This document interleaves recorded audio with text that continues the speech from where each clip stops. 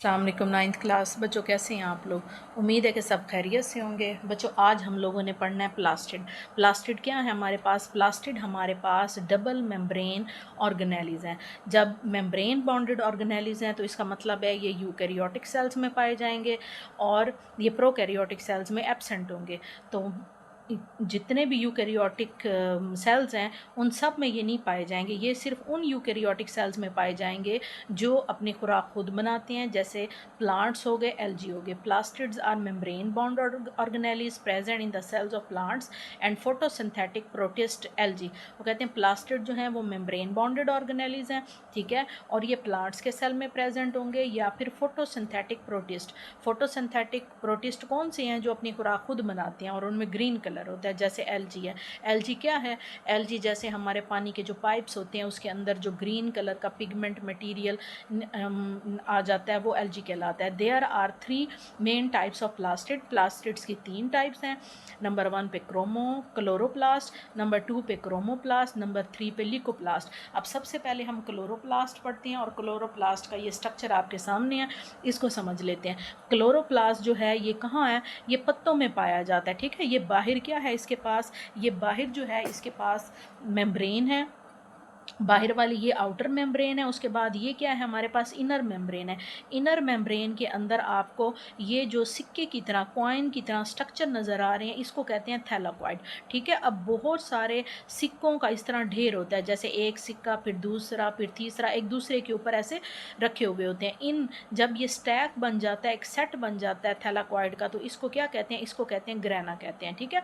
उसके बाद ये है उसके जो है इनर मेम्ब्रेन के अंदर एक फ्लूइड होता है वाइट कलर का जो आपको नज़र आ रहा है, इसको कहते हैं स्ट्रोमा। स्ट्रोमा के अंदर राइबोसोम्स मौजूद होते हैं और उसके अलावा इसका डीएनए भी मौजूद होता है। अब हम पढ़ लेते हैं।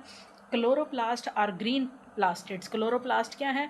ये ग्रीन प्लास्टिड है, क्योंकि ये प्लास्टिड की टाइप्स है ना। They are present in the cells of green parts of plants and in algae. जैसे कि मैंने आपको बताया कि ये उन यूकैरियोटिक सेल्स में होंगे जो ग्रीन होते हैं, जो अपना खुराक खुद बनाते हैं, जैसे प्लांट्स के ग्रीन पार्ट्स में पाए जाएंगे, फॉर एग्जांपल जैसे उनके पत्ते होते हैं, या फिर एल्गी में पाए जाएंगे।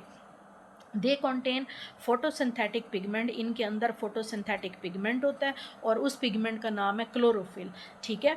For example the green chlorophyll, क्या कहते हैं उसको? Green chlorophyll. जैसे फॉर एग्जांपल ये हमारे पास क्या है? ये थैलाकॉइड है, ठीक है ना। एक सिक्का, सिक्के की तरह, फिर उसके नीचे ये दूसरा है, फिर तीसरा है, फिर चौथा है। ये क्या है हमारे पास? बहुत सारे थैलाकॉइड एक दूसरे के ऊपर ढेर की तरह पड़े हुए हैं, और ये क्या कहलाता है? पूरा ढेर हमारे पास ग्रैनम कहलाता है। अगर हम ग्रीन पिगमेंट क्लोरोफिल की बात करें तो क्लोरोफिल जो होता है ये थैलाकॉइड की मेम्ब्रेन के ऊपर मौजूद होता है, ठीक है। और ये क्या करता है? ये लाइट एनर्जी को कैप्चर कर लेता है, सूरज की रोशनी को पकड़ के उसको केमिकल एनर्जी में चेंज कर देता है, ठीक है। तो जो क्लोरोफिल के मॉलिक्यूल हैं वो कहाँ पड़े होंगे? वो थैलाकॉइड की मेम्ब्रेन के ऊपर पड़े होते हैं, और ये क्या करते हैं? इनका काम है ग्रीन लाइट को कैप्चर करना। They carry out photosynthesis.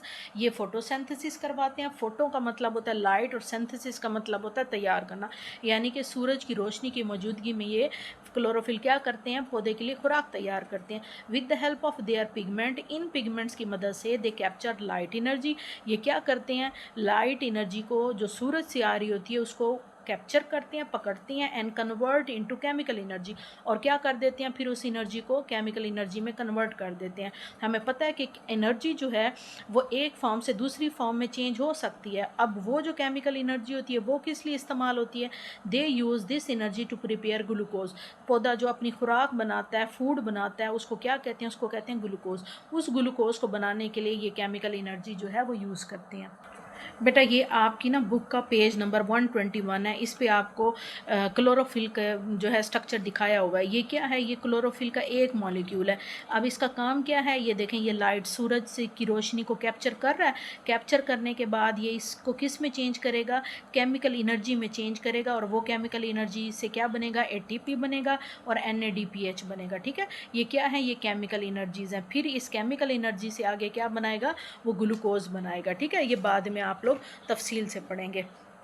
उसके बाद अगली हेडिंग बेटा आप यहाँ स्ट्रक्चर की डाल सकते हैं कि प्लास्टिड का स्ट्रक्चर कैसा है क्लोरोप्लास्ट का, ठीक है। लाइक माइट्रोकॉन्ड्रिया की तरह जो क्लोरोप्लास्ट होते हैं are enclosed by double membrane. Chloroplast भी क्या है, डबल मेम्ब्रेन है। ये मैंने आपको दिखाया कि एक मेम्ब्रेन ये आउटर है और ये वाली इसकी इनर मेम्ब्रेन है। On the inner side of the internal side of the inner membrane. अब इनर मेम्ब्रेन की इंटरनल साइड पे आपको कौन कौन से स्ट्रक्चर नजर आते हैं? There are many sets of stacked membrane. Stack कहते हैं ढेर, मेम्ब्रेन्स के ढेर लगे हुए होते हैं। जैसे ये आपको एक ढेर नजर आ रहा है, ये दूसरा ढेर है, ये सारे ये क्या है, वो कहते हैं इनर मेम्ब्रेन की जो अंदर वाली जगह है वहाँ आपको बहुत सारी सेट नजर आएंगे मेम्ब्रेन्स के, और मेम्ब्रेन एक दूसरे के ऊपर क्या है, ढेर की तरह लगी हुई होगी। These stacks are called grana.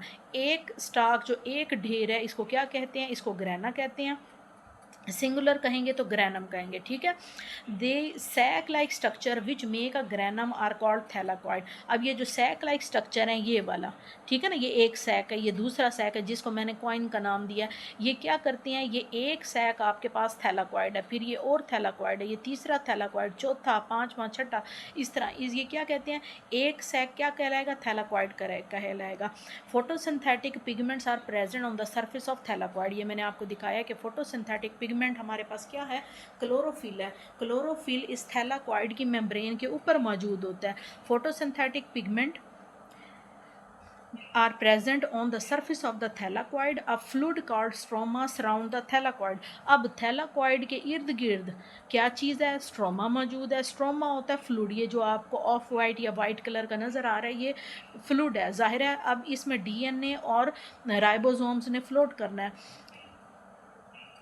A fluid called stroma surround the thylakoid like mitochondria. Chloroplast also contain DNA and ribosomes. वो कहते हैं माइट्रोकॉन्ड्रिया की तरह इसके अंदर भी अपना DNA और राइबोसोम्स है। तो आपने अब तक कितनी ऑर्गेनेलिस पढ़ ली हैं जिनके अंदर अपना DNA और राइबोसोम्स हैं? तो आपने एक माइट्रोकॉन्ड्रिया पढ़ी है और दूसरी आपके पास प्लास्टिड है, ठीक है। तो ये आपने याद रखना है।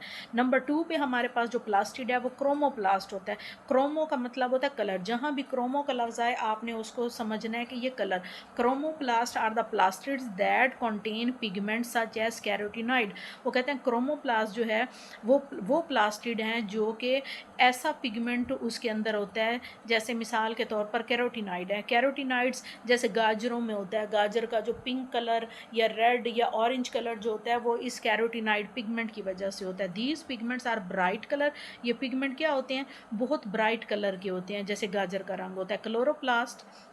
Chromoplast are present in the cells of flower petals. और ये कहाँ होता है, फ्लावर पौधे के जो कलरफुल पार्ट्स हैं, जैसे उसके फ्रूट हो गए, उसकी फ्लावर्स हो गई, फ्लावर्स की जो पत्तियाँ होती हैं, रंगीन पत्तियाँ जो होती हैं, पेटल्स, उनके अंदर, फ्रूट्स के अंदर chromoplast gave color to these parts, thus help in pollination and dispersal of fruit and seeds. अब क्रोमोप्लास्ट क्या करते हैं, पौधे के इस पार्ट्स को कलर देते हैं और इनका काम क्या है, एक तो ये पोलिनेशन करवाते हैं, दूसरा फ्रूट और सीड की डिस्पर्सल करवाते हैं। अब पोलिनेशन क्या होती है, पोलिनेशन होती है बेटा जिस तरह पौधों के अंदर मेल पार्ट्स भी होते हैं और पौधे के अंदर फीमेल पार्ट्स भी होते हैं। मेल पार्ट के अंदर जो उनके एंथर होते हैं उसमें पोलन्स बनते हैं, ठीक है ना, वो मेल ऑर्गन्स के अंदर एंथर पोलन्स बनते हैं, और जो है फीमेल स्टिग्मा जो होती है उसके अंदर एग बनता है। अब पोलन्स जो होते हैं वो स्टिग्मा तक जब पहुंचते हैं तो उसको कहते हैं पोलिनेशन। पोलिनेशन की आप आगे टाइप्स पढ़ेंगे कि क्या है, पोलिनेशन की आगे टाइप्स दो होती हैं, एक होता है क्रॉस पोलिनेशन और एक होती है सेल्फ पोलिनेशन। अब पोलिनेशन में क्या है, हमारे पास मिसाल के तौर पर एक ये प्लांट है, ये प्लांट का फ्लावर है हमारे पास, फ्लावर में आपके पास ये इसका फीमेल पार्ट है, ठीक है ना, ये फीमेल पार्ट है, इसको कहते हैं स्टिग्मा। और इसी तरह एक और प्लांट है, इस प्लांट पे ये भी फ्लावर है, इस फ्लावर पे ये क्या है, इसका मेल पार्ट है, इसको कहते हैं एंथर। एंथर के अंदर पोलन्स बनते हैं, इस पोलन का इस दूसरे पौधे के स्टिग्मा तक पहुंचना क्या कहलाता है, पोलिनेशन कहलाता है। वो बाद में आप देखेंगे कि ये क्रॉस पोलिनेशन है या सेल्फ पोलिनेशन है, ठीक है। अब वो कहते हैं एक तो ये क्या करते हैं, क्रोमोप्लास्ट इस पोलिनेशन में हेल्प करते हैं और ये पोलिनेशन करवाते करवाता कौन है? ये पोलिनेशन बर्ड्स करवाते हैं, इंसेक्ट करवाते हैं। कैसे कि बर्ड्स इन पेटल्स की वजह से, ये जो कलरफुल पत्तियाँ हैं इसकी वजह से अट्रैक्ट होती हैं। जैसे इंसेक्ट में तितलियाँ हैं, वो आके इनके ऊपर बैठती हैं। जब इसके ऊपर बैठेंगी तो इसके पोलन्स जो होंगे वो उसके साथ चिपक जाएंगे, और जब उड़ के वो दूसरे फूल तक जाएगी तो यहाँ वो क्या कर देंगे, इसके स्टिग्मा पे जो है डिस्चार्ज कर देंगे, यहाँ वो डाल देंगे, जिसकी वजह से ये फिर अंदर चले जाएंगे और फिर इसकी क्या हो जाएगी, जो है फर्टिलाइजेशन हो जाएगी। ठीक है। और दूसरा, आप फ्रूट और सीड भी इसी तरह एक जगह से दूसरी जगह डिस्पर्स पौधों के, परिंदों के ज़रिए या इंसेक्ट्स के ज़रिए भी होती हैं। अब तीसरी इसकी जो टाइप है वो हमारे पास है leucoplast. Leucoplast are plastid that have no pigment. Leucoplast का मतलब होता है कि जिसमें कोई पिगमेंट ना हो। लीको का मतलब होता है वाइट, यानी कि कलरलेस पिगमेंट है, कोई रंग नहीं है, white. They are involve in the storage of starch. इनका काम क्या है? एक तो ये स्टार्च की स्टोरेज में इस्तेमाल होता है, लिपिड्स में, प्रोटीन में। स्टार्च में हमारे पास आलू आ जाता है, लिपिड्स में हमारे पास ऑयल है, फैट्स, ग्रीस वगैरह जो होती हैं, प्रोटीन्स, इन सब की स्टोरेज में ये इस्तेमाल होते हैं। ठीक है। They are present in the cells of those parts of the plant where food is stored. ये कहाँ मौजूद होते हैं? ये प्लांट के उन पार्ट्स में होते हैं जहाँ खुराक स्टोर होती है। अब देखें कि पौधे के खुराक कहाँ कहाँ स्टोर होती है। एक तो अंडरग्राउंड स्टेम है, जैसे हमारे पास गाजर, मूली, वो ज़ेर ज़मीन होता है ना, ज़मीन के नीचे से हासिल करते हैं, वो असल में पौधे की स्टेम होती है, और वहाँ क्या होती है, खुराक स्टोर होती है, और हमें फिर जो है मूली या गाजर के तौर पर हमें वो मिल जाती है। इसी तरह सीड्स में होती है, रूट्स में होती है। तो ये जो जिन पौधों की सीड्स, रूट्स से हम ये हासिल करते हैं फूड के तौर पर, उनमें लीकोप्लास्ट बहुत ज़्यादा होते हैं।